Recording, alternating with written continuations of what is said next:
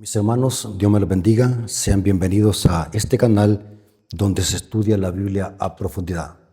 En esta ocasión, hermanos, queremos hacer apología para poder defender el mensaje genuino adventista. Antes de iniciar, queremos pedir la autorización de nuestro Dios para que nos guíe a toda verdad. Así que vamos a orar viniendo de rodillas. Bendito Señor que estás en el cielo, santificado sea tu nombre. Invocamos tu nombre para que nos guíe toda verdad. Gracias por este privilegio, porque has permitido que tu siervo pueda presentar esta clase. Bendice a tus hijos y a aquellas personas que tarde o temprano escucharán este mensaje, que podamos crecer en conocimiento y así poder conocer la verdad. Ayúdalos, Señor, a tener un corazón humilde, sin prejuicios, para poder aceptar lo que dice tu palabra.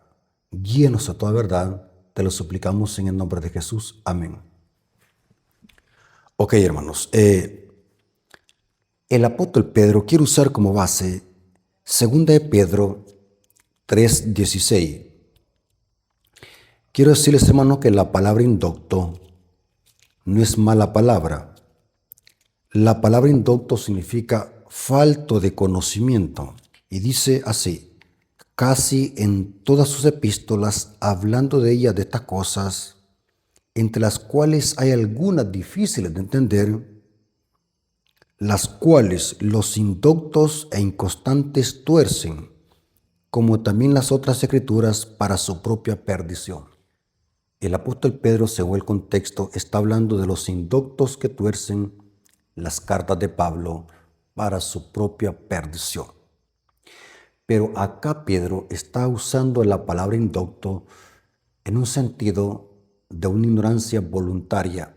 Gente que se hace a propósito ignorante, indocta. Todos somos ignorantes en algún aspecto de la vida. Todo. Crecemos sin conocimiento. Pero Pedro está hablando de una ignorancia voluntaria. Gente que a propósito, con malicia, tuerce las escrituras, y para eso, para no torcer las escrituras, es bien importante que dejemos que la misma Biblia sea su propio intérprete. Dejemos que la Biblia se conteste a sí misma sin darle interpretaciones personales o que se contradiga entre sí. Ok, vamos a iniciar el tema. Hermanos, hay una cita de Elena de White. Bueno, hay muchas citas que los evangélicos y católicos tuercen de Elena de White para atacar a Elena de White y ponerle en contra de la Biblia, haciendo creer, según ellos, de que Elena de White es una falsa profeta. Los detractores de Elena de White buscan en internet citas fuera de contexto y hacen que Elena de White supuestamente contradiga a la Biblia. Y quiero decirles lo siguiente. En internet hay mucha información, mucha. Pero para saber buscar información en internet o en cualquier red social es de saber buscar y dónde buscar. Porque en el internet hay mucha información falsa, hay mucha basura. Otra cosa es que hoy, con el avance de la inteligencia artificial, muchos hermanos se han descuidado de la Biblia y hoy lo que hacen, preparar sus sermones basado en la inteligencia artificial. Hay muchos hermanos que tienen canales en YouTube, hermanos adventistas, que apartaron la Biblia y hoy lo que hacen es hacer sermones basados en inteligencia artificial. Ahora, yo quiero decirles, hermanos, que la inteligencia artificial, si se usa de una manera correcta, tiene mucha información. Pero recordemos de que la inteligencia artificial es un robot programado que recopila información de acuerdo a los creadores de la inteligencia artificial. O sea, que no podemos nosotros creer en 100% lo que dice la inteligencia artificial. Tenemos que hacer nuestro propio estudio personal. Digo esto, hermanos, porque hay muchos hermanos perezosos que ya no quieren estudiar la Biblia, hacen sus videos basados en inteligencia artificial. Y no estoy diciendo que eso sea malo. Lo que estoy diciendo es que podemos caer en el engaño del diablo, creer de que todo lo que dice una IA es verdad. Antes tenemos que nosotros ser como los bereanos. Volvamos al tema de los detractores. En el internet hay mucha información falsa donde detractores hablan mal y critican a Elena de White. Y estos detractores nunca jamás les aseguro que han leído un libro de Elena de White.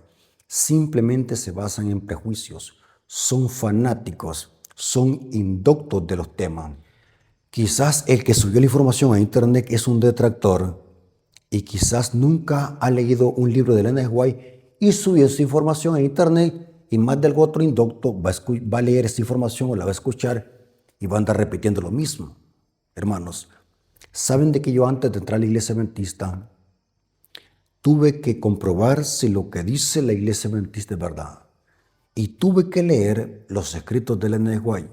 Llevo más de 20 años estudiando los libros de Elena de White y cada vez que leo los libros de Elena de White veo la profundidad teológica con que esta mujer de segundo año de primaria escribe tan a profundidad su libro como una mujer sin preparación académica conoce tanto de Biblia, de historia, de salud, de familia, de psicología, de noviazgo, de ciencia, de alimentación, etcétera, etcétera. Los adventistas del séptimo día, estudiosos, hemos llegado a comprobar que esta mujer tenía luz de Dios, porque solamente alguien que tenga luz de Dios puede escribir tan a profundidad esos escritos que cuando alguien lo lee queda impactado. Ahora, hay una cita, en internet hay muchas citas que los detractores de Elena de White usan para atacar supuestamente a Elena de White, que Elena de White contradice la Biblia. En esta ocasión solamente vamos a analizar una cita que los indoctos usan para supuestamente decir de que Elena de White es una falsa profeta. Y no tengo miedo de decir la palabra indocto, porque hay quienes se lo merecen, hermano. Yo sé que tenemos que ser respetuosos, amables, pero hay gente que se merece la palabra indocto. La Biblia dice eso. Hay gente que se merece que se use el término indocto. El sabio Salomón dice en Proverbios 26:11, responde al necio como se merece para que no se considere sabio en su opinión. Y Pedro dice, como lo acabamos de leer, los indoctos tuercen. Hermanos, gloria a Dios porque Dios ha permitido que este canal exista para poder dar buenos estudios bíblicos. Yo sé que muchos hermanos que miran estos videos aprenden. Nunca jamás hemos pretendido enseñar o sostener que somos infalibles o que tenemos la verdad absoluta. Pero por lo menos deberían de empezar las evidencias y el tiempo que paso estudiando, casi 6 horas todos los días paso estudiando, no lo digo por jactarme, sino lo digo para que puedan empezar las evidencias que cuando lo subimos acá a este púlpito no venimos a inventarnos nada, sino que todo lo que venimos a decir es porque ya lo analizamos, lo profundizamos, hicimos un estudio exhaustivo, lo más que podemos, para poder presentar lo mejor acá en este púlpito adventista. Soy adventista y defiendo la fe adventista. Para no perder más tiempo, analicemos la cita que los detractores usan para decir que Elena de White es falsa profeta. Esta cita está en Primeros Escritos, página 75, párrafo 2. Solamente les voy a leer una línea. Esa línea es la que tuercen. Y esta línea la sacan de contexto. Leamos. Primeros Escritos, página 75, párrafo 2. También vi que la vieja Jerusalén nunca será edificada, Noten que Elena de White dice, también vi. Al parecer es una visión de Elena de White, porque ella dice, también vi que la vieja Jerusalén nunca será edificada o reedificada. Esta cita está, la repito, en el libro Primeros Escritos. Noten que el libro se llama Primeros Escritos porque tiene que ver con los primeros escritos que Elena de White escribió. En la página 75, párrafo 2, está esto de Primeros Escritos. Repito la cita para que la puedan corroborar porque ya vamos a leer el contexto de qué está hablando la cita para poder analizarla desde su contexto. Ahora, es importante, hermanos, que a la hora de estudiar las citas de Elena de White podamos nosotros ver el contexto histórico y el contexto cultural y el contexto inmediato en que se escribieron las citas. Esto pasa también con el tema de la Navidad. Ya viene la Navidad. Bueno, ya estamos en el mes navideño, donde los adventistas liberales, porque tenemos en la iglesia una rama liberal de adventistas, de que en esta fecha dicen a tergiversar y a usar las citas de Elena de White para defender la Navidad. Las citas de Elena de White son correctas. El problema es el énfasis que se le da o se sacan de contexto para enseñar algo que la sierva del Señor nunca trató de enseñar. ¿Por qué? Porque cada cita de Elena de White tiene un contexto histórico, un contexto cultural y un público específico a quién se le dijo eso y por qué se le dijo y qué estaba pasando en ese tiempo cuando Elena de White escribió esas cartas o esos artículos. Porque quiero que hagamos un análisis profundo y exegético del por qué Elena de White dijo, también vi que la vieja Jerusalén nunca será edificada. Los detractores de Elena de White dicen, miren, Elena de White es una falsa profeta porque hoy Jerusalén es una poderosa ciudad, es una hermosa ciudad. Significa que Elena de White se equivocó. Dice Pedro que los indoctos tuercen las escrituras. En este caso vamos a aplicarlo a Elena de White. Los indoctos tuercen los escritos de Elena de White. Profundicemos un poco más, veamos el año en que se escribió esta cita. Esta cita se escribió en el año de 1851. Para ese entonces, la iglesia adventista no existía como iglesia. La iglesia adventista vino a organizarse en el año de 1863 en Michigan. O sea que para este tiempo, cuando Elena de White escribió esta cita de Primeros Escritos, la iglesia adventista no existía, sino que lo que existía era el movimiento milerita, los mileritas o adventistas del advenimiento, o como se les conocía, como los adventistas del primer día, porque aún no se conocía la verdad del sábado, aún guardaban el domingo. La verdad del sábado se vino a conocer después que el capitán Joseph Bay descubrió esta gran verdad y fue corroborada con las visiones de Elena de White más adelante, 1851. Interesante. Ahora, ¿por qué Elena de White dijo esta palabra?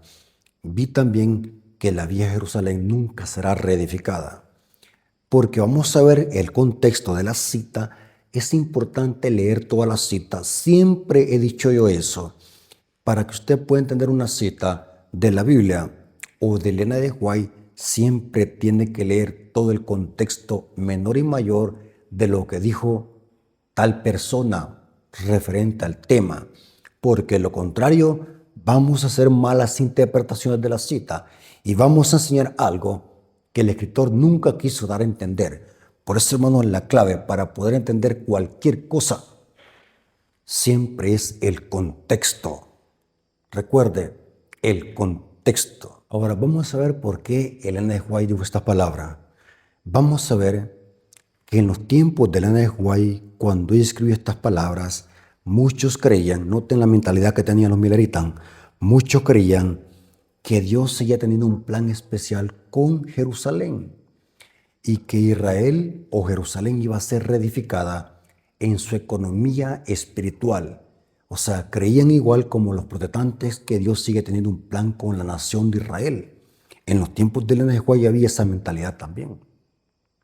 Muchos pioneros, muchos mileritas creían de que Dios seguía teniendo un plan especial con la nación de Jerusalén. Y esta mentalidad creía que esa ciudad iba a ser reedificada tanto en su economía el santuario como en su economía religiosa y en su economía política. De eso Elena de White estaba hablando. Ahora bien, es importante entender las palabras en su contexto. Vamos a ver que Elena de White no hablaba de edificios o de turismo, sino de reedificación espiritual y profética de Jerusalén, con su templo y con su economía. No está hablando de una ciudad colosal de edificios o de turismo que la gente iba a admirar a Jerusalén. Elena de White no estaba pensando en esa clase de reedificación, sino en una reedificación espiritual y profética, hablando de la reconstrucción del tercer templo y cómo Jerusalén iba a ser reedificada en ese sentido. Volvamos a leer la cita de Primeros Escritos, página 75, párrafo 2, pero leamos ahora todo el párrafo. Primeros Escritos, página 75, párrafo 2. Noten el contexto.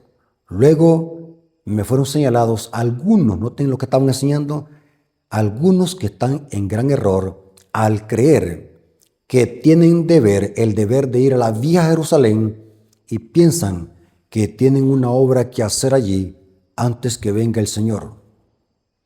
Una opinión tal tiende a apartar la mente y el interés de la obra que actualmente hace el Señor bajo el mensaje del tercer ángel. En otras palabras, muchos estaban enseñando que la Jerusalén vieja iba a ser reedificada y que Dios iba a volver a reconocer a Israel como nación.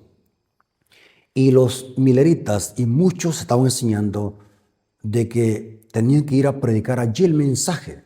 O sea, se habían olvidado de que tenemos una misión global, pero los mileritas y muchos de los pioneros su mente la estaban poniendo en la vieja Jerusalén, porque tenían un concepto erróneo de qué significaba Jerusalén iba a ser reedificada.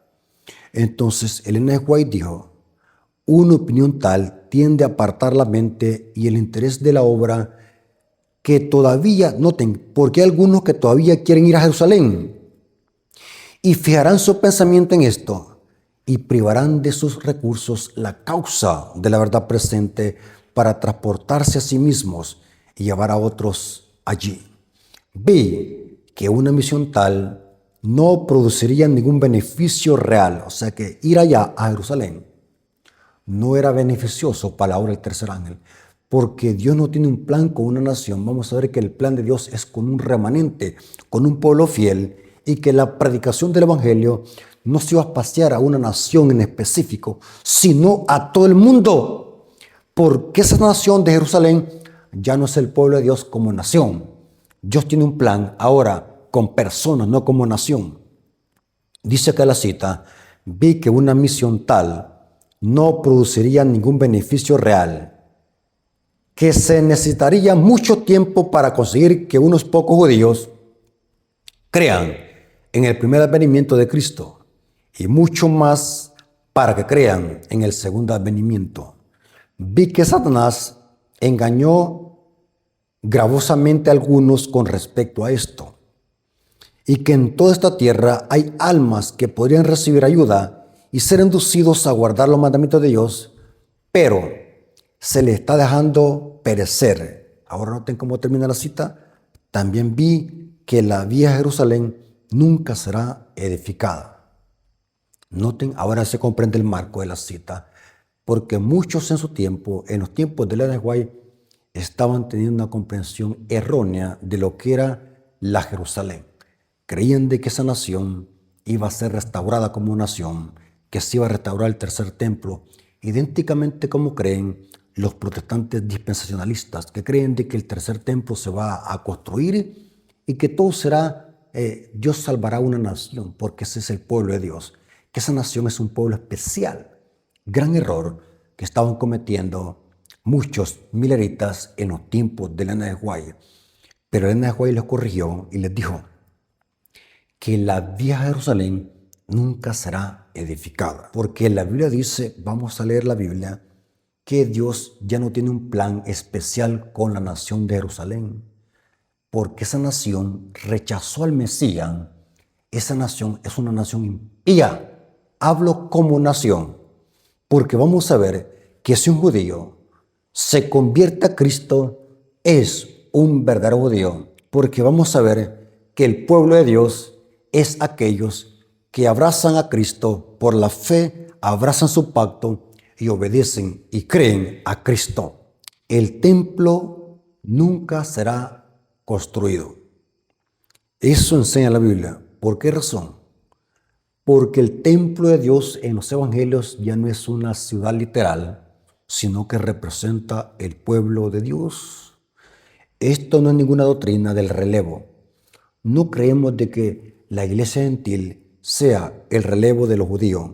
Al contrario, vamos a ver que según la Biblia, el pueblo de Dios, el verdadero Israel, está compuesto de judíos convertidos a Cristo y de gentiles convertidos a Cristo. No creemos de que Dios haya suplantado a los judíos por otra nación o por otras etnias o por otros goyines que son los gentiles.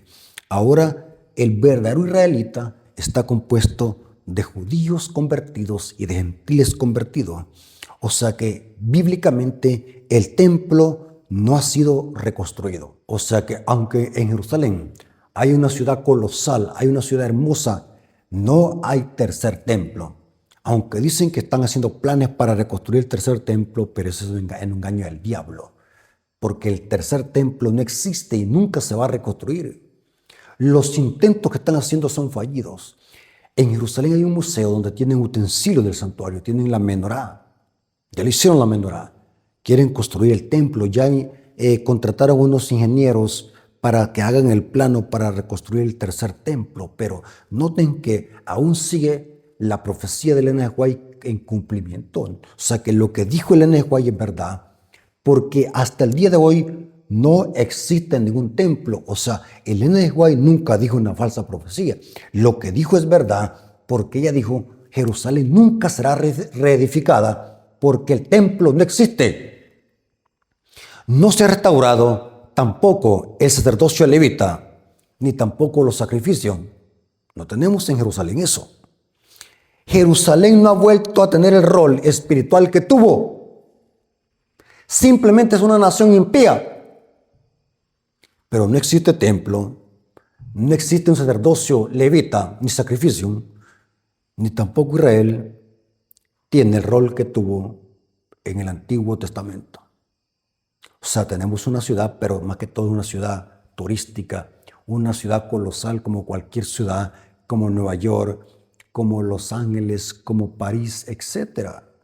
Pero nada que ver con la economía hebrea, nada que ver con el santuario, nada que ver con el sacerdocio levita. Las profecías de Elena de White en este caso se cumplió. Jerusalén no ha sido reedificada en ese sentido. Elena de White, cuando escribió estas palabras, el contexto era otro. Dando a entender a esos que tenían enfocada su mirada en Jerusalén, les hizo entender que el plan de Dios no era con una nación en específico, sino con un pueblo, y que el evangelio tenía que predicarse a toda la nación, tribu, lengua, pueblo. Ese es el mensaje de Elena de White en esta cita. La Biblia enseña, noten esto más interesante, la Biblia enseña que el verdadero centro del plan de Dios ahora es no con Jerusalén, sino en el santuario celestial. Hebreos capítulo 8, versículo 1 al 2. Cristo Jesús no tiene una obra especial con Jerusalén, sino en el santuario celestial. Cristo está ministrando en el santuario celestial. La iglesia es como templo espiritual. Noten que Jerusalén ya no es una nación, sino que el templo espiritual somos nosotros. 1 Corintios 3:16. Nosotros somos el templo de Dios. Y la Jerusalén celestial que está arriba. Esta vieja Jerusalén es una ciudad impía, como nación. Estoy hablando como nación. Ahora, la verdadera Jerusalén está en el cielo. Noten que ahora el plan de Dios es global, no geográfico, es global. Jerusalén hoy es que la iglesia, espiritualmente hablando, el templo que está en todo el mundo.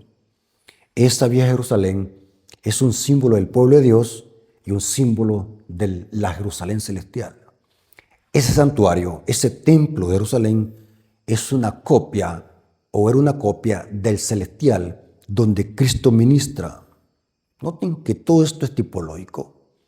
Por eso, hermanos, Elena de White tuvo más que razón en decir la vieja Jerusalén nunca será reedificada, porque hasta el día de hoy no tenemos nada de algo que tenga que ver con profecía bíblica. No hay ni templo reconstruido, no solamente hay los muros de los lamentos. No hay sacerdocio levita, no hay sacrificios. Sería ilógico establecer ese tipo de sistemas porque Cristo le puso fin a ese sistema. Cristo dijo, consumado es. Cuando Cristo murió, estaba inaugurando el santuario celestial. Ya no existen corderos, ya no existen sacerdotes terrenales. Ahora Cristo es el cordero y Cristo es el sacerdote que ministra en el santuario celestial. En la iglesia, espiritualmente hablando, somos real sacerdocio, nación santa. Elena de White estaba en lo correcto. Elena de White jamás dijo una falsa profecía. Lo que hacen es los detractores de Elena de White que no saben cuál es el contexto del por qué Elena de White dijo eso. Según la Biblia, el mensaje del tercer ángel debe ser dado a todo el mundo, no centrarse en la nación de Israel. Esto es bien importante, hermanos, porque esto estaban haciendo muchos en los tiempos de Elena de White. Se estaban olvidando de la predicación del Evangelio y estaban yendo a Jerusalén. Estos hermanos estaban enseñando que Dios seguía teniendo un plan con la nación de Israel. Estaban profundamente errados. Estaban equivocados. Habían comprendido mal el plan de Dios. Habían comprendido mal la predicación del Evangelio, porque según la Biblia, la predicación del Evangelio no tiene que centrarse solamente en una nación, sino en todo el mundo. La predicación tiene que ir global. Por ejemplo, noten cómo dice el mensaje del primer ángel, Apocalipsis 14, versículo 6. Vi volar por el medio del cielo a otro ángel que tenía el Evangelio eterno para predicarlo a los moradores de la tierra, a toda nación, tribu, lengua y pueblo. ¿No dice que hay que ir a Jerusalén a predicar? Ahora sigamos profundizando. Quiero demostrarles bíblicamente que Dios reconoce como a Israel, a un pueblo.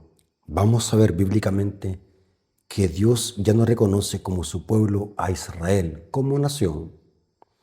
Dios reconoce como su pueblo a un remanente, a aquel que cree en el Mesías, abraza el pacto y obedece al Mesías. Ese es el verdadero Israel. Significa que aquella nación que está en Israel, los palestinos, ya no son pueblo de Dios. Dejaron ser pueblo de Dios cuando rechazaron al Mesías. Hoy reconoce como su pueblo al remanente. ¿Qué es el remanente? Aquel que obedece al Mesías y cree en el Mesías. La Biblia tiene un concepto diferente a lo que es Jerusalén hoy. La Biblia siempre ha reconocido, o mejor dicho, Dios siempre ha reconocido como su pueblo a aquellos que obedecen y creen en el Mesías.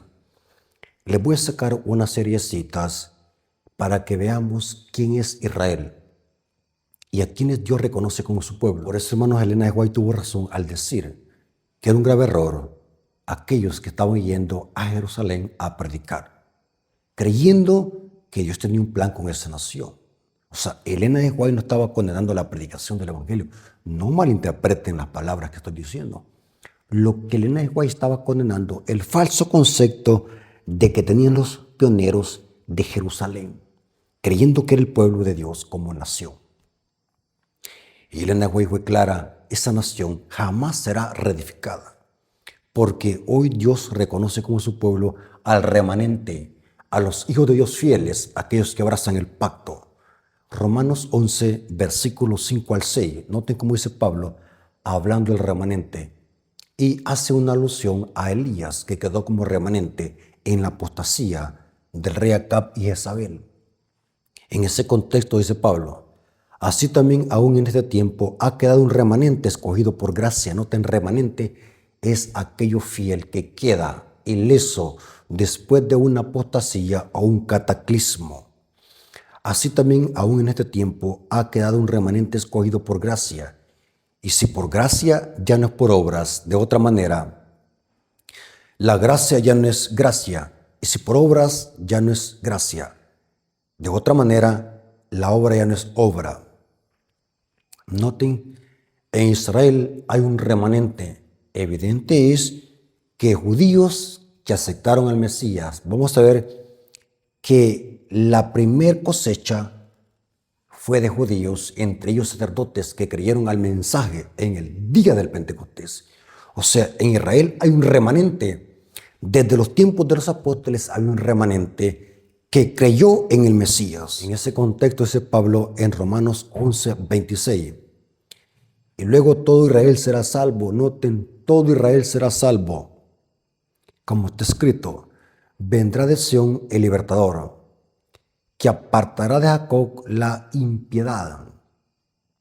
Noten que dice Pablo, y luego todo Israel será salvo. Este versículo lo han usado protestantes y católicos para sostener que al final Dios salvará a todos los judíos, crean en el Mesías o no crean, Dios los va a salvar, porque ese es el pueblo de Dios. Porque Pablo dice, todo Israel será salvo. Pero una cita jamás se debe leer sacada de contexto.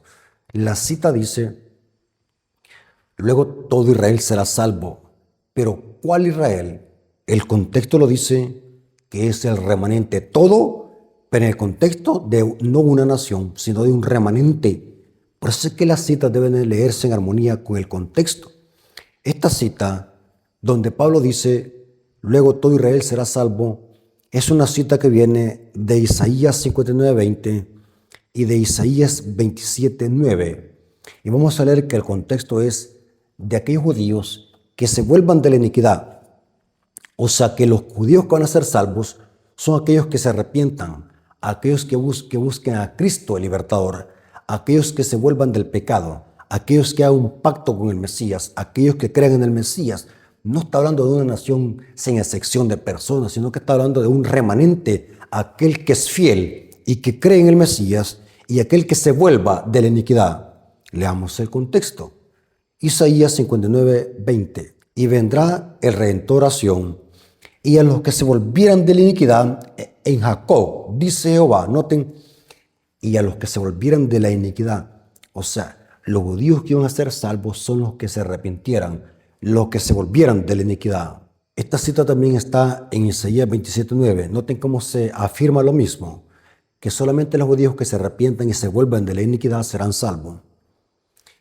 Dice, de esta manera, pues será perdonada la iniquidad de Jacob, y este será todo el fruto, la remoción de su pecado, cuando haga todas las piedras del altar como piedras de cal desmenuzada, y no se levanten los símbolos de acera, ni las imágenes del sol. Noten cuáles iban a ser perdonados.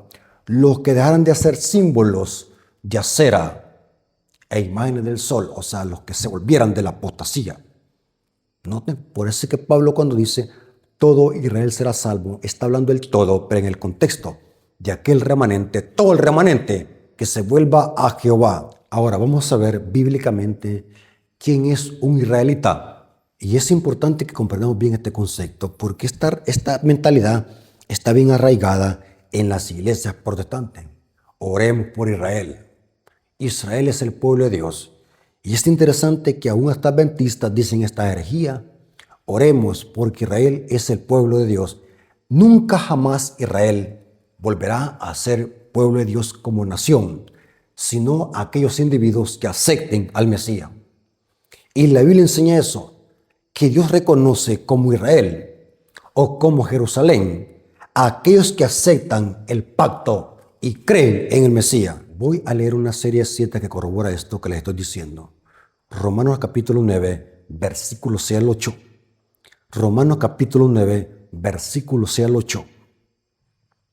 No que la palabra de Dios haya fallado, porque no todos los que descienden de Israel son israelitas, ni por ser descendientes de Abraham son todos hijos.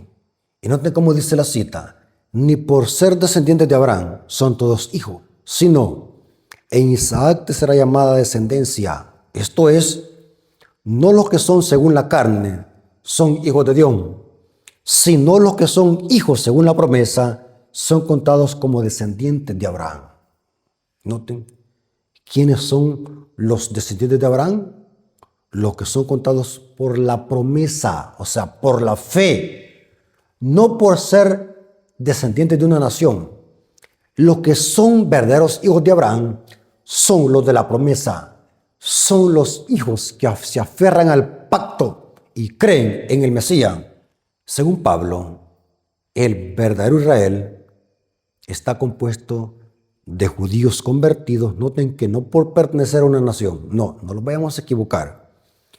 Ser judío no es tener sangre de Abraham en las venas, ni por habitar en una nación, sino que ser judío es unirse a Cristo. Dios reconoce a esos como sus hijos. Efesios capítulo 2, versículo 13 al 14. Pero ahora, noten, Pablo le está escribiendo a los gentiles de Éfeso. Pero ahora en Cristo Jesús, vosotros que en otro tiempo estabas lejos, habéis sido hechos cercanos por la sangre de Cristo, porque Él es nuestra paz. Noten que esa enemistad que había entre judíos y gentiles terminó, que de ambos pueblos hizo uno, derribando la pared intermediaria de separación. Hermanos, no existe tal cosa de que Dios siga teniendo un plan con una nación de Israel, porque Israel ahora es el pueblo de Dios que cree en el Mesías. Esto lo corrobora Pablo. Romanos capítulo 2, versículos 28 al 29. ¿Quién es un judío? Vamos a ver quién es un judío según la Biblia. Pues no es judío el que lo es exteriormente, ni es la circuncisión la que se hace exteriormente en la carne. En otras palabras, ser judío no significa estar circuncidado en el prepucio exteriormente, sino que es judío el que lo es interior. Noten que está hablando de conversión, nuevo nacimiento. Y la circuncisión es la del corazón, en espíritu, no en letra, la alabanza de la cual no viene de los hombres, sino de Dios. ¿Quién es un judío? Aquellos que creen en el Mesías. Si usted y yo creemos en el Mesías, Dios nos considera como verdadero judío. Para Dios no existen chinos, rusos, salvadoreños, ni gringos, ni holandeses. Para Dios somos un solo pueblo. Las divisiones políticas que existen en el mundo es para que no haya una globalización y se unan en rebelión contra Dios. Pero hablando espiritualmente, Dios reconoce a todos los hijos de Dios que están en todo el mundo como un solo pueblo, que tenemos una misma ciudadanía que está en los cielos. Gálatas capítulo 3, versículos 27 al 29. Gálatas capítulo 3, versículos 27 al 29. Porque todos los que habéis sido bautizados en Cristo, de Cristo está revestido. Ya no hay judío ni griego, no hay esclavo ni libre, no hay varón ni mujer, porque todos vosotros sois uno en Cristo Jesús. Y si vosotros sois de Cristo, ciertamente linaje de Abraham sois y herederos según la promesa. Noten, entonces el linaje de Juárez está en perfecta armonía con la Biblia, porque Dios ya no tiene un plan con una nación, sino con un pueblo que cree en el Mesías. Y por lo tanto, este pueblo es mundial, no geográficamente hablando. Y si este pueblo es mundial, significa que la predicación no se espacía a una localidad, sino que se espacía en todo el globo terráqueo. Dice Mateo 24:14, y será predicado este evangelio en todo el mundo para testimonio de las naciones, y entonces vendrá el fin. Noten cómo Pablo le llama a los Gálatas, los galos. Gálatas viene de los galos. Noten cómo le llama Pablo a los Gálatas, le llama israelitas. Gálatas 6:16. Y a todos los que andan conforme a esta regla. ¿Cuál regla? La palabra de Dios. Paz y misericordia sea a ellos y al Israel de Dios. Qué interesante. A los Gálatas, que eran gentiles convertidos a Cristo, ahora Pablo les dice, ustedes son Israel de Dios. Interesante. Ahora, noten ahora el Elena de White, por eso es que una cita de Elena de White, para poder entenderla tenemos que dejar que la misma Elena de White se explique sola. Noten ahora lo que Elena de White dijo, hablando de la nación de Israel o de Jerusalén. Primeros Escritos, página 212, párrafo 3. Por eso es que la cita de allá, de Primeros Escritos, página 75, este es el contexto. Primeros Escritos, página 212, párrafo 3. Vi que Dios había abandonado a los judíos como nación. Dios abandonó a los judíos como nación. Está hablando de la nación geográfica. Pero que miembros individuales de entre ellos se han de convertir todavía y ser capacitados para arrancar el velo de sus corazones. O sea que por eso es que Pablo dice, tenemos aún un remanente elegido por gracia. Elena de White está en perfecta armonía con lo que dice Pablo. Dios tiene un plan con los judíos, pero individuales. Dice que Dios arrancará el velo que hay en sus corazones. Está haciendo una alusión de 2 Corintios capítulo 3, porque hasta el día de hoy, dice Pablo, los judíos cuando leen a Moisés tienen un velo. ¿Qué significa? Que los judíos cuando leen a Moisés no pueden mirar a Cristo como el centro de esas leyes de Moisés. Y dice que hasta que se convierten a Cristo, el velo les es quitado. Significa que los judíos cuando se conviertan a Cristo van a conocer que todas esas profecías, que toda la ley es una profecía compacta del Evangelio que se cumple con Cristo. Y aquí dice, y que al ver la profecía relativa a ellos, recibirán a Jesús como el Salvador del mundo y verán el gran pecado que cometió su nación al rechazarlo y crucificarlo. Muchos judíos van a creer al final cuando escuchen la predicación, pero no es que Dios tenga un trato especial con una nación. Dios no tiene un plan con una nación. Esa nación ya no es el pueblo de Dios. Esos que viven allí en Jerusalén ya no son pueblo de Dios, a menos que crean en el Mesías y se arrepientan. Hay una profecía donde dice que los obreros de la hora undécima al final van a salir de Babilonia y van a conocer el Evangelio. Los obreros de la hora undécima son los últimos que van a salir de las iglesias caídas y de la iglesia católica y van a conocer el mensaje del tercer ángel a través del fuerte pregón de Apocalipsis 18. Los obreros de la hora undécima, los últimos obreros que van a salir de Babilonia, están en Apocalipsis 18, versículo 4. En relación con la parábola de Mateo 20, los obreros de la hora undécima son los últimos que van a salir de las iglesias caídas. Dios los va a llamar a que salgan de las iglesias caídas. Los obreros de la hora undécima. El paralelo o la tipología viene del día del Pentecostés. Saben de que en Jerusalén, el día del Pentecostés, llegaron judíos de todas las naciones. No es que eran personas de todas las naciones, sino que eran judíos que estaban en la diáspora. Judíos que habían nacido en esas naciones y que habían llegado a Jerusalén al día del Pentecostés. Pero aunque eran judíos, esos judíos conocían otro dialecto de acuerdo a dónde habían nacido. Eran judíos de todo. Dice que habían de África, de Europa, de Pánfila, de un montón de naciones. Lean Hechos capítulo 2.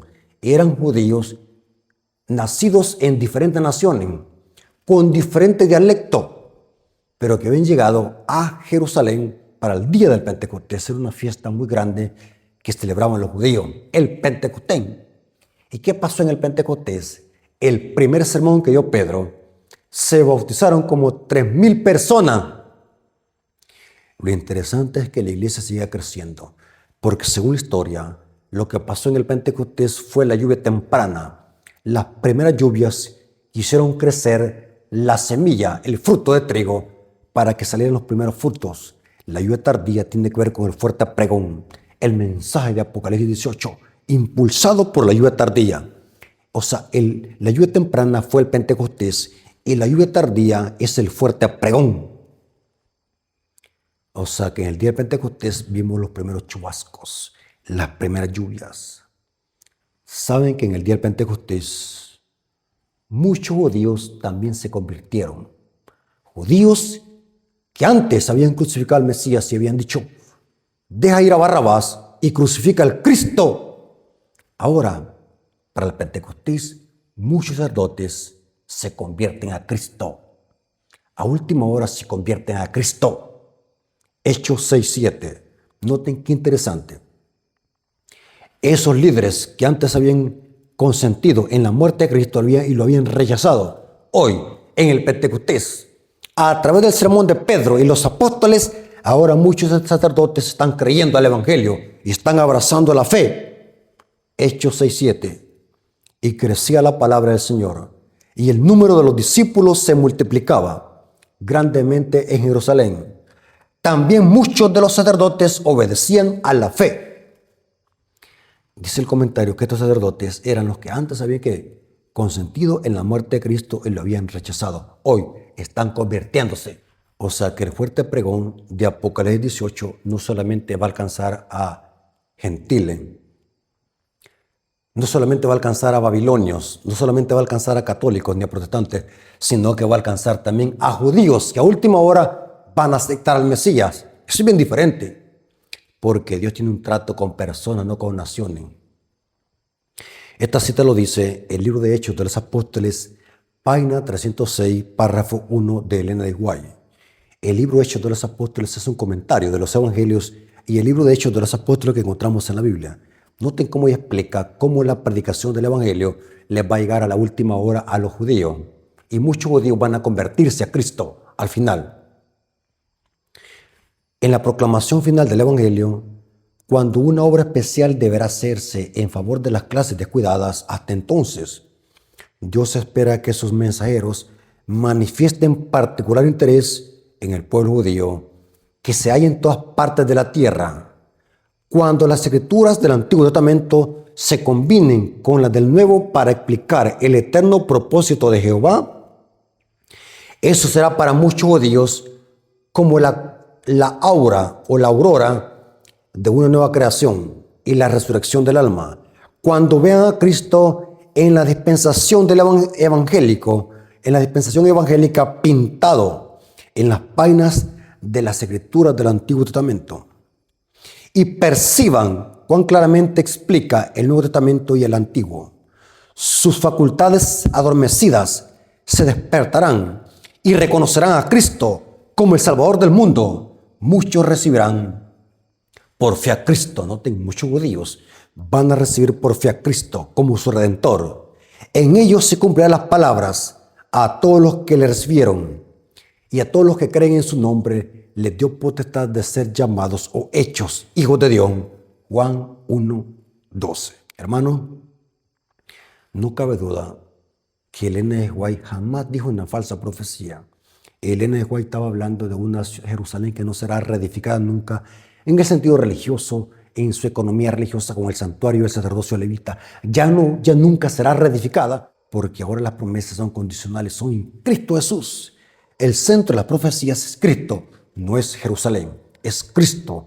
Y donde está Cristo, ahí está su pueblo. Dios les bendiga, hermanos. Espero que podamos haber aprendido. Y siempre les doy un consejo, siempre investiguemos, preguntemos. Si somos adictos al Internet, tengamos cuidado cómo vamos a usar las redes sociales y el Internet, porque hay mucha chatarra.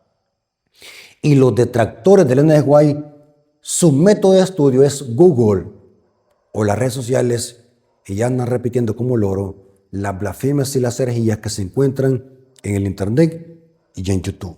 Estudien. Yo siempre les aconsejo, antes de criticar un libro, léanlo, escudriñenlo, sin prejuicio. Lean y comparen con la Biblia a ver si tiene sentido y cuál es el contexto de esa cita. Dios me lo bendiga y que todo haya sido para la honra y gloria de nuestro Dios. Vamos a orar para que Dios nos bendiga y nos dé cada día conocimiento para poder defender la sana doctrina. Digamos de rodilla. Bendito Señor que estás en el cielo, santificado sea tu nombre, te agradecemos por esta palabra. Gracias porque hemos descubierto que Jerusalén hoy es tu pueblo, los que te reciben y creen en tu nombre. Hemos descubierto que la vieja Jerusalén quedó abandonada porque rechazaron al Mesías y hoy Israel representa a aquellos judíos verdaderos que creen en tu nombre y a aquellos gentiles que también creen en tu nombre. De ambos pueblos hiciste uno, Señor, con tu sangre preciosa. Gracias por esta clase, Señor, y ayúdalos cada día a crecer en conocimiento para no ser engañados por los falsos maestros. Te lo agradecemos en el nombre de Jesús. Amén.